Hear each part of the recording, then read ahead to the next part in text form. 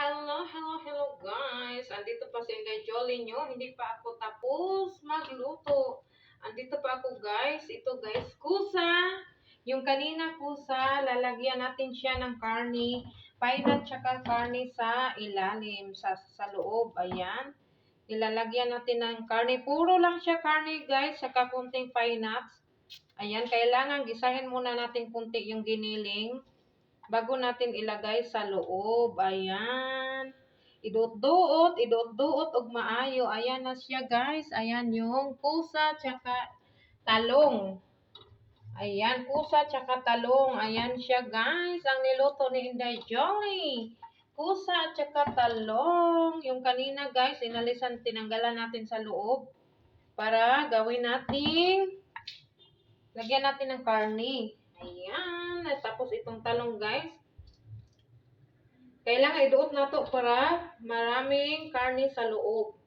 Ayan, may karni na siya sa loob guys. Ayan. Luto natin yan siya sa oven. Ayan. Tapos ayan, ito siya guys, omelet sa loob. Ito yung tinanggal natin doon sa pusa guys. Tapos ito yung talong natin guys. Itong talong guys, inihaw natin to sa oven. Tapos, ganun-ganunin mo lang yan sa ilalim. Hukay-hukayon. Butangan o karne sa loob. Ayan, ganyan lang guys. Ganyan lang kadali magluto ng butanjen and kusa. Ayan, lagyan ng karne sa loob para masarap na masarap. Yummy to my tummy. Ayan. Talong na may karne sa loob. Ayan siya, karne ang nasa loob guys. Lami ni kaya kayo guys. Thank you for your watching guys. Ito si Inday Jolly Laguna na laging nagluluto. Busy lagi si Inday Jolly nyo guys sa pagluluto.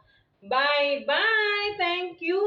Bye-bye. Thank you sa akong nag-video. Ang akong sister na si Inday Malo. Thank you. God bless. Bye-bye. Bye.